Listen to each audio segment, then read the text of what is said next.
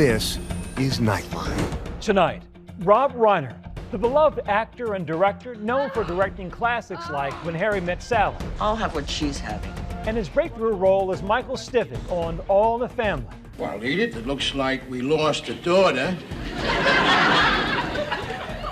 but we gained a meathead.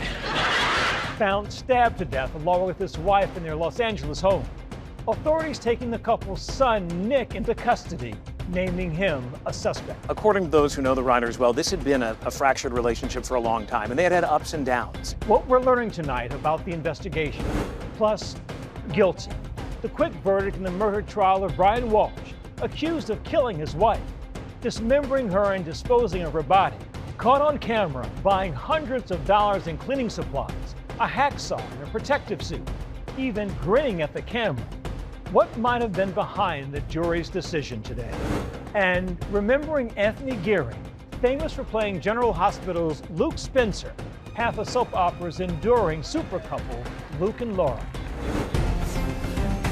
From ABC News headquarters in New York, this is Nightline.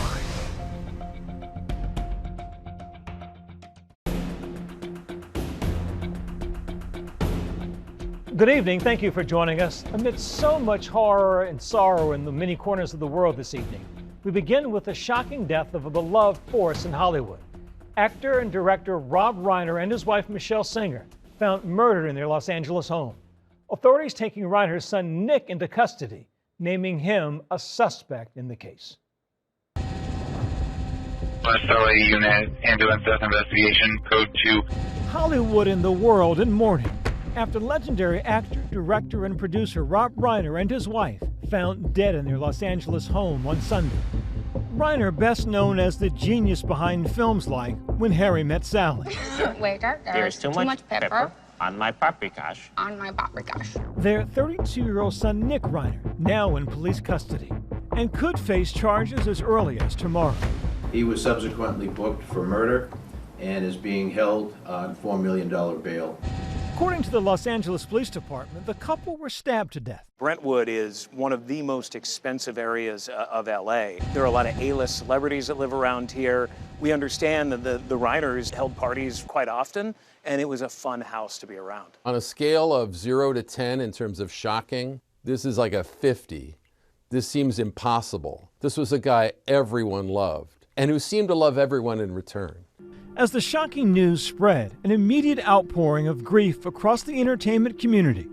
Actor Kevin Bacon, who worked with Reiner on the movie A Few Good Men, posted a video to his Instagram. Rob Reiner gave me a job in A Few Good Men. We had lunch together every day. I'd never done that with a director before or since. I'd never gone to have lunch. And Michele would be there, and the two of them were so great together. Writer Stephen King, whose novels The Body and Misery were adapted to the screen by Reiner, posting on X, "Wonderful friend, political ally, and brilliant filmmaker. Rest in peace, Rob. You always stood by me." Actor Kiefer Sutherland, who starred in his first major role in Stand By Me, saying in a statement, "Rob was one of the kindest gentlemen," adding, "When I was very young, he gave me an opportunity to change my life, and I will forever be grateful." Reiner's family releasing a statement saying in part, "We are heartbroken by this sudden loss, and we ask for privacy during this unbelievably difficult time." Rob Reiner was the son of Carl Reiner, who was a triple threat comedian and writer and performer in his own right. Rob Reiner was born into Hollywood comedic royalty, first breaking out in Hollywood as son-in-law to Archie Bunker, who'd call him Meathead. Groundbreaking 70s CBS sitcom, All in the Family. It looks like we lost a daughter, but we gained a meathead. The role would catapult him to fame and 2 Emmy Awards. Talk about parental approval.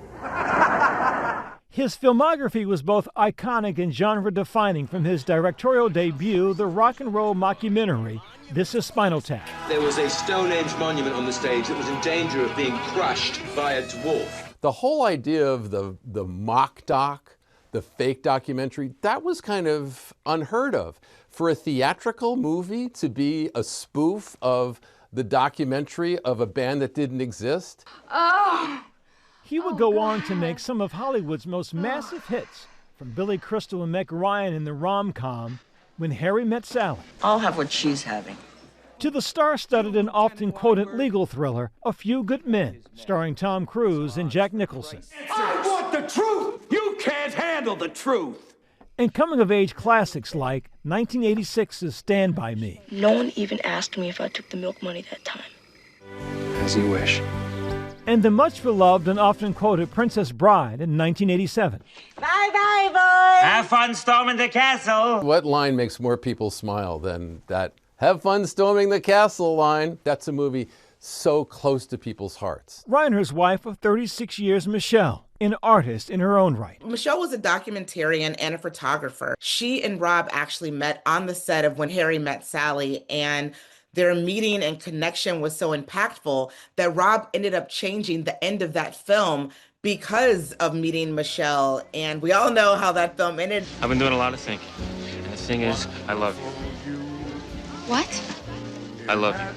And if you don't know how that film ended, you should watch it right now and fall in love with romantic comedies all over again and have some understanding of the special bond that they had when they first met. There we go. In one of Rob Reiner's final interviews just 2 months ago, he sat down with 60 Minutes where he discussed making a sequel to This Is Spinal Tap. This is Spinal Tap. Spinal Tap 2. The end continues. A sacred rock artifact. The Citizen Kane of rockumentary. Hey. Well, that's when you pretty read that, good. What a bar. I mean, what are we crazy to do another one? It's crazy. The bar is just way too high. Sunday afternoon, LAPD, along with the Robbery and Homicide Division, responded to a death investigation at Reiner's Brentwood mansion. It was around 3:40 in the afternoon on Sunday when we know from investigators that they got a 911 call. It went to the LA Fire Department for a medical aid, and the fire department got here and very quickly knew this was going to be an LAPD case. It was there they discovered the bodies of the 78 and 68-year-old couple. An LAPD source tells me that it was the Reiner's daughter who went into the home here and found her mom and dad dead, that she went in and then 911 was called. But investigators don't want to release where in the home they were found. Their deaths now being investigated as a homicide. As the horrific events unfolded, a heartbreaking twist. Their son, Nick Reiner, booked on suspicion of murder this morning after being taken into custody on Sunday evening. Law enforcement sources telling ABC News, Nick was not at home when his parents were found stabbed to death. Investigators believe he left at some point after the stabbing and was apprehended near the University of Southern California. They want to know what was going on leading up to the murders on Sunday night. There's a lot of different stories people are telling about his behavior and maybe it being erratic and arguments that may have gone on. Nick openly struggled with addiction. In 2015, Rob and Nick created a deeply personal film together titled Being Charlie, telling the story of an 18-year-old battling addiction and his oftentimes combative relationship with his father. It was never about the drugs. All I ever wanted was a way to kill the noise. The movie based on the real-life experience of Nick, who is in and out of rehab. Rob and son speaking on the experience, making the film together on Yahoo's Build series. I don't really think it was like tough at all. Really? I mean, of course it was a little bit, but. I mean, we did get into fights over things, but ultimately it forced us to make the film better. The whole process for me, I can just speak for myself, it did make me understand him a lot more, and I think it made me a better father. In the film, we see some pretty difficult arguments between father and son and some pretty intense moments. And while we don't know if those were directly ripped from pages of their actual relationship, we do know that this film and that this story was largely inspired by their relationship. And it was the first real insight into what their relationship had been ever since, this young man was a child. Off camera, Reiner also known for his political advocacy work, seen here in 2003, talking to my colleague, Robin Roberts. Recently, with the Iraqi war, you spoke out against that. People have the right to respond by not attending a movie if they don't believe in your political views. Does that concern you?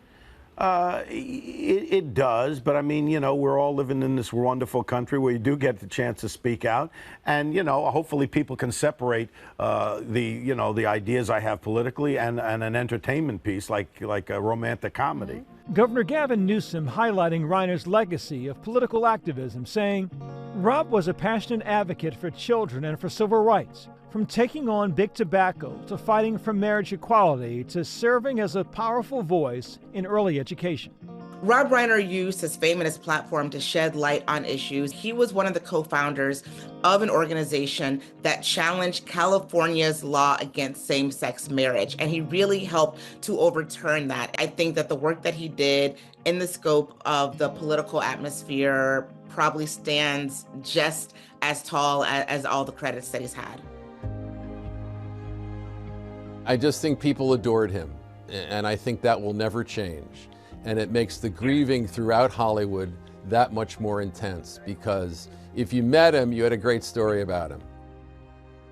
What we're seeing right now is Hollywood as a collective coming together and really sharing remembrances of an iconic couple.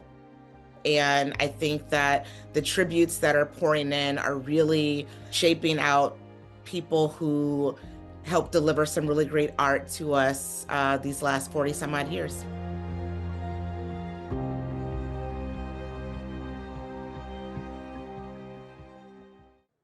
For much more on the life and legacy of Rob Reiner, watch the primetime special airing Tuesday at 10 p.m. Eastern on ABC. Up next, the fast verdict returned in the Brian Walshe murder case. The Massachusetts man charged with killing his wife. What was behind the jury's decision?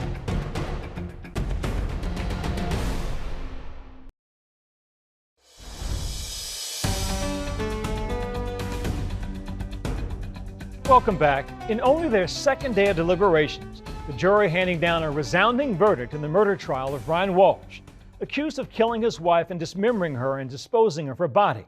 The details of the case full of truly bizarre and seemingly incriminating evidence against the father of three. Here's ABC's Aaron Katersky. Murder in the first degree. What say the jury? Is the defendant guilty or not guilty? Guilty. Guilty. Brian Walshe, guilty, standing before a Massachusetts judge, listening without emotion as the verdict was read. The Boston area father of three found guilty of first-degree murder in the death of his 39-year-old wife, Anna Walshe. The verdict may be recorded. Please be seated. It brings to a conclusion a very sad chapter in the history of Anna's family. The jury of 6 men and 6 women deliberated for 4 hours on Friday before breaking for the weekend, reaching a verdict after another 2 hours deliberating today. We did hear from Anna's sister, and her comment was, justice has been served, and we agree wholeheartedly with her comment. I'm not surprised, one, based on the evidence, and two, based on the arguments that were made, why they came with the first-degree murder and not a second-degree murder, believing that Brian Walshe must have premeditatedly killed his wife, not just accidentally or found her dead at his bedside. Walshe shackled as they led him out of court. It's a case that has captivated a community and the nation. Last month, the 50-year-old Boston native pleaded guilty to misleading police and tampering with his wife's body, but he denied he killed her. Over 2 weeks, prosecutors calling dozens of witnesses to testify, including friends of Anna's, experts, and law enforcement officials. Walshe choosing not to testify. I will not testify. And his defense team called no witnesses. But there is no proof in all of the evidence that you have heard of Richard that he ever once thought about harming the woman he loved. Prosecutors say Walshe suspected his wife was having an affair and murdered her in their Massachusetts home back on New Year's Day 2023. Her body has never been found. The defendant did not want anyone to find Anna's body and to know how she died. Jurors not buying the argument from his lawyers that Anna died a sudden, unexplained death, and that when her husband found her dead, he panicked, got rid of her body, and lied to police. Prosecutors playing chilling security footage of Walshe shopping at Lowe's on New Year's Day 2023, the day his wife went missing. A receipt shows he bought a hacksaw, a utility knife, a mop, latex gloves, and Clorox. Then, 3 days later, Walshe can be seen at a different Lowe's, even bringing his son with him. As prosecutors say, he bought more supplies, like squeegees and a trash can. Checkout footage at one point even shows Walshe grinning to the camera. The state's star witness, real estate broker William Fastow, admitting on the witness stand he was having an affair with Anna Walshe after he sold her a townhouse in Washington, D.C. We quickly became close friends, then confidants, and before long we started an intimate relationship. Fastow saying he and Anna talked about a future together. We'd had a number of conversations about what a life together might look like, what merging two families would look like, how that might work. But I had always said to Anna that she needed to figure out how she wanted things to be with Brian. But Fastow says he grew concerned after not hearing from Anna for several days. Then on January 4th, Fastow says Brian Walshe called twice, but he didn't pick up. I pushed the call to my voicemail. Why'd you do that? I was in an intimate relationship with his wife. I had not heard from her in several days, and frankly, I was concerned that maybe he had found out and was calling to confront me. The voicemail from the husband was played in court. Anna hasn't been in touch for a few days, so just wondering if you've spoken to her in the near, recently. Sorry to bother you. Sure, everything's fine. One of the prosecution's key witnesses, Anna Walsh's closest friend, Alyssa Kirby. Do you recognize that picture? Yes. Breaking down on the witness stand, saying the Walsh's marriage was falling apart. She told me how upset she was and how frustrating that was, and how she was really at a breaking point. Brian Walshe is going to be sentenced Wednesday. A first-degree murder conviction in Massachusetts carries a mandatory sentence of life in prison without parole.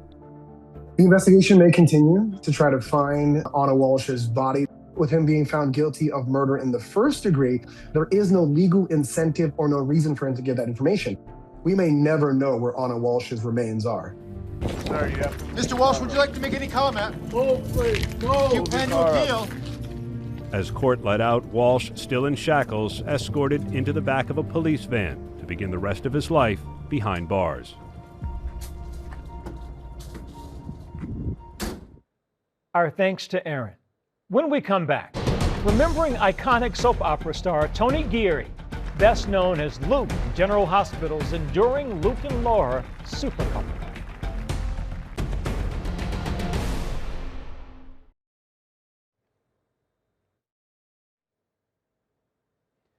And finally tonight, remembering one of soap opera's most famous leading men, Tony Geary. The actor known and beloved as half of General Hospital's iconic Luke and Laura super couple, their wedding made TV history. Till death do us part. Captivating a whopping 30 million viewers, a daytime record. The actor talking to Nightline about his complex role. He was not created to be a heroic character. He was created to be an anti-hero. His performance over 36 years, winning Geary an impressive 8 Emmy Awards. Anthony Geary died in the Netherlands from complications following surgery and is survived by his husband. Anthony Geary was 78. And that's Nightline for this evening. Catch all of our full episodes on Disney Plus and Hulu. We'll see you right back here tomorrow. Thanks for the company, America. Good night.